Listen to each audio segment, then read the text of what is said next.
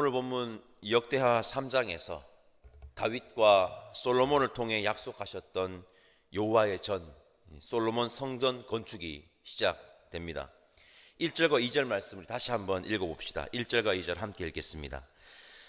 솔로몬이 예루살렘 모리아 산에 여호와의 전 건축하기를 시작하니 그곳은 전에 여호와께서 그의 아버지 다윗에게 나타나신 곳이요 여붓 사람 오르난의 타작 마당에 다윗이 정한 곳이라.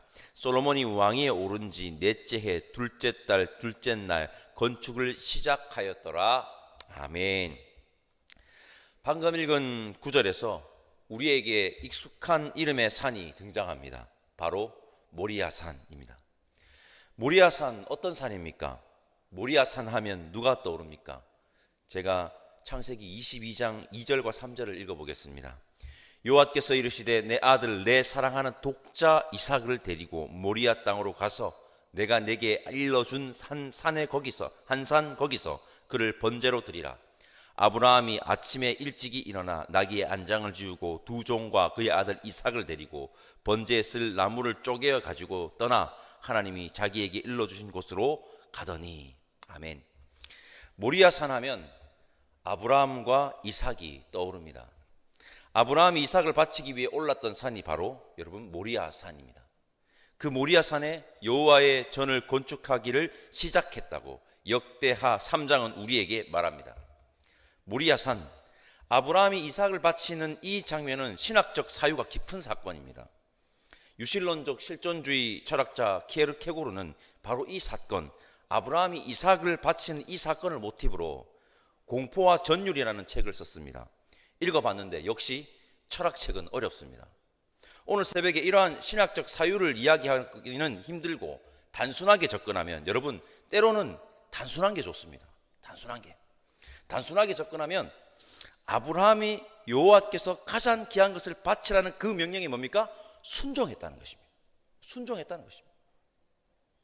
다시 말하겠습니다. 아브라함이 여호와께서 가장 귀한 것을 바치라는 그 명령에 아브라함이 순종했다는 것입니다. 여호와 이래, 여호와 하나님께서 아브라함의 순종의 모습을 보고 그곳에 순양을 미리 준비해 두셨고 그 순양으로 아브라함은 여호와 하나님께 번제를 드렸습니다. 여러분, 지금 성전이 어디에 세워지고 있습니까? 모리아산에 세워지고 있습니다. 그곳은 아브라함의 순종이 있었던 곳입니다. 아브라함의 순종. 그 순종 위에 성전이 세워지고 있습니다. 아브라함의 순종 위에 성전이 세워졌고 한 분의 순종이 더 떠오릅니다. 위대하고 고결한 순종. 누구의 순종일까요? 바로 예수님의 순종입니다. 그 예수님의 순종 위에 교회가 세워졌음을 여러분 기억해야 합니다. 순종이 제사에 곧 예배에 가장 중요한 것임을 여러분 기억해야 합니다. 한 사건이 떠오릅니다. 사울의 불순종의 사건이 떠오릅니다. 사울이 여호와의 명령을 어기고 핑계를 대는데 여호와께 제사를 드리기 위해서라고 합니다. 그렇게 핑계를 대는 사울에게 사무엘이 이렇게 말하죠. 순종이 제사보다 낫다. 순종 위에 성전, 제사가 세워졌는데 그 본질을 망각한 사울이 질책을 받은 것입니다. 우리 역시 마찬가지입니다. 이 순종이라는, 정확하게 표현해야 오해하지 않게 정확하게 말하겠습니다. 여호와 하나님께 순종이라는 이 본질을 망각한 예배는 하나님이 기뻐 받으시지 않으실 것이며 그런 예배는 질책을 받을 수 있습니다. 우리 모두 여호와 하나님께 순종합시다. 순종 위에 성전이 세워졌다는 것을, 위대하고 고결한 예수님의 순종 위에 교회가 세워졌다는 것을 기억하고 제사와 예배의 근본이 되는 순종의 삶을 살아가는 저와 여러분들 되시기를 간절히 소망합니다. 우리 8절과 9절 말씀 함께 읽어볼까요? 8절과 9절 함께 읽겠습니다. 또 지성소를 지었으니 성전 너비대로 길이가 20규빗이요 너비도 20규빗이라 순금 600달란트로 입혔으니 못 무게가 금 50세겔이요 다락들도 금으로 입혔더라. 아멘. 역대하 3장 8절에서 14절까지는 지성소에 대해서 설명하고 있는데, 지성소는 성전의 가장 중심이며 8절과 9절에서 확인할 수 있듯이 엄청난 금을 사용하고 있다는 것입니다. 전신이라는 표현이 정확한지 모르겠지만 솔로몬 성전의 전신인 성막의 특징이 있는데, 겉은 화려하지 않지만 안으로 들어갈수록 아름답고 볼품없는 외형과는 다르게 성전 안에 사용된 기물들의 재료들이 가치가 있다는 것입니다. 특히 솔로몬 성전만큼은 아니지만 성막의 지성소 역시 순금을 많이 사용했습니다. 지성소에 많이 사용된 이 순금의 특징이 있습니다. 무엇일까요? 바로 순금은 변하지 않는다는 것입니다. 그리고 예나 지금이나 순금은 변함이 없기 때문에 뭡니까? 가치가 있다는 것입니다. 변함이 없기 때문에 가치가 있다는 것입니다. 성전 안에 많은 순금이 사용되었다. 특히 지성소에 많은 양의 순금을 사용되었음을 밝히는 역대하 3장이 우리에게 두 가지를 말한다고 저는 생각합니다. 첫째, 하나님은 변함없으신 신실하신 하나님이시라는 겁니다. 둘째, 그 하나님이 세상에서 가장 존귀하신 분이라는 것입니다. 이 두 가지를 우리에게 말하고 있는 것입니다. 우리 내면의 중심에도 변함이 없으셔서 신실하시고 이 세상에서 가장 존귀하신 하나님을 모시고 살아가시기를 간절히 소망합니다. 그리하여 외형의 화려함이 아닌 중심의 신실함을 가진 이 시대의 그리스도인들이 저와 여러분들이기를 간절히 소망합니다. 우리에게 익숙한 두 기둥이 오늘 본문에 등장하죠. 우리 15절에서 17절까지 말씀 읽어볼까요? 15절에서 17절입니다. 함께 읽겠습니다. 성전 앞에 기둥 둘을 만들었으니 높이가 35규빗이요 각 기둥 꼭대기에 머리가 5규빗이라 성소같이 사슬을 만들어 그 기둥 머리에 두르고 석류 100개를 만들어 사슬에 달았으며 그 두 기둥을 성전 앞에 세웠으니 왼쪽에 하나요 오른쪽에 하나라. 오른쪽 것은 야긴이라 부르고 왼쪽 것은 보아스라 불렀더라. 아멘. 우리에게 너무나도 익숙한 이 두 기둥의 이름은 야긴과 보아스입니다. 성전 앞에 이 두 기둥을 만들었는데 그 기둥의 이름이 야긴과 보아스라고 합니다.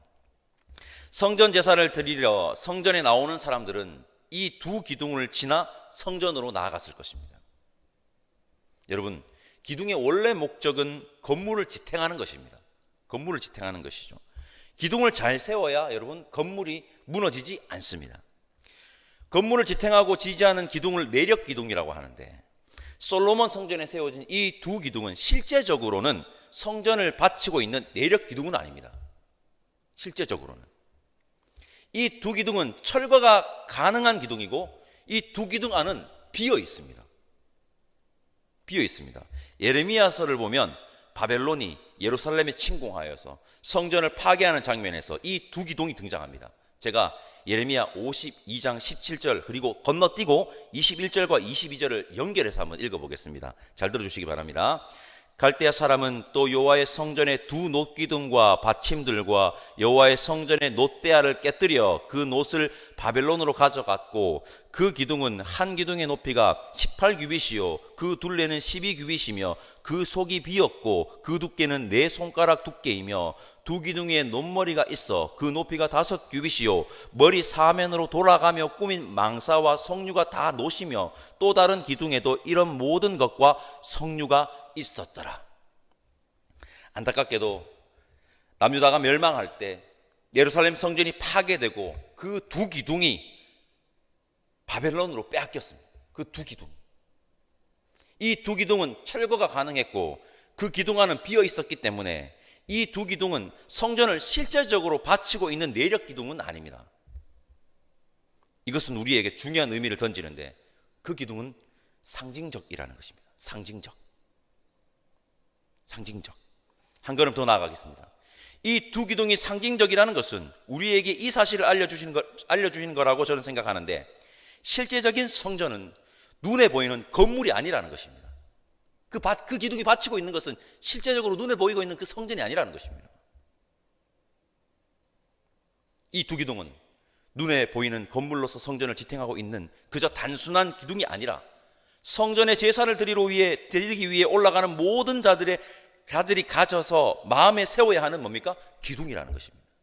그 기둥을 볼 때마다, 그 기둥을 지나갈 때마다 성전 제사를 드리는 순례객들, 그리고 제사를 드리는 사람들이 이 두 기둥은 오늘날 예배를 드리는 모든 예배자의 마음에 세워져야 하는 기둥이라는 것입니다. 고린도전서 3장 16절에서 바울은 우리에게 이렇게 말합니다. 너희는 너희가 하나님의 성전인 것과 하나님의 성령이 너희 안에 계시는 것을 알지 못하느냐. 아멘. 성전인 우리 모두의 마음에 굳게 세워져 있어야 하는 기둥이라는 것인데, 그 두 기둥은 야긴과 보아스며 그 두 기둥의 뜻은 이것입니다. 야긴, 그가 세우리라 입니다. 보아스, 그에게 능력이 있다 입니다. 야긴, 그가 세우리라. 모든 주권을 여호와 하나님께 드려야 합니다. 그러기에 우리는 뭐 해야 됩니까? 겸손해야 합니다. 겸손이라는 기둥이랍니다. 보아스, 그에게 능력이 있다. 여호와 하나님을 전적으로 어떻게 해야 됩니까? 전적으로 의지해야 한다는 것입니다. 우리는 여호와 하나님을 신뢰해야 합니다. 그 두 기둥, 신뢰. 이 두 기둥, 겸손과 신뢰라는 이 두 기둥을 마음에 세워서 이 시대의 온전한 예배자가 저와 여러분 되기를 간절히 소망합니다. 오늘 보면 역대하 3장을 시작으로 솔로몬 성전이 여러분 세워집니다. 오늘 본문을 통해서 알 수 있는 사실이 두 가지 있는데, 그것은 성전은 순종이라는 터 위에, 그리고 겸손과 신뢰라는 두 기둥으로 세워진다는 것입니다. 순종이라는 터전 위에 겸손과 신뢰라는 두 기둥이 받쳐져서 세워진다는 것입니다.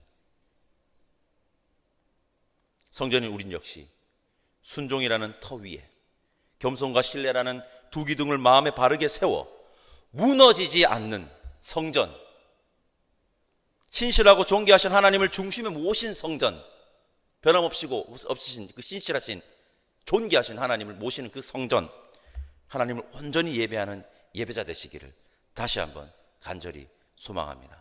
기도하겠습니다. 하나님, 감사합니다. 오늘 역대하 3장의 말씀을 통하여 솔로몬 성전 건축이 시작되었음을 보았습니다. 이 성전이 순종이라는 터 위에 하나님께 모든 주권을 내어드린 철저한 겸손과 하나님을 전적으로 의지하는 온전한 신뢰라는 두 기둥으로 세워진다는 것을 알았습니다. 성전인 우리 역시 순종의 터, 그리고 겸손과 신뢰라는 두 기둥을 바르게 세워 하나님께 온전한 예배를 드리는 이 시대의 진정한 예배자가 우리가 되기를 간절히 소망하오니 성령 하나님 인도하여 주옵소서. 감사드리며 위대하고 고결한 순종으로 십자가의 길을 걸으신 예수님의 이름으로 기도드립니다. 아멘. 하늘에 계신 우리 아버지, 아버지의 이름을 거룩하게 하시며 아버지의 나라가 오게 하시며 아버지의 뜻이 하늘에서와 같이 땅에서도 이루어지게 하소서. 오늘 우리에게 일용할 양식을 주시고 우리가 우리에게 잘못한 사람을 용서하여 준 것 같이 우리 죄를 용서하여 주시고 우리를 시험에 빠지지 않게 하시고 악에서 구하소서. 나라와 권능과 영광이 영원히 아버지의 것입니다. 아멘.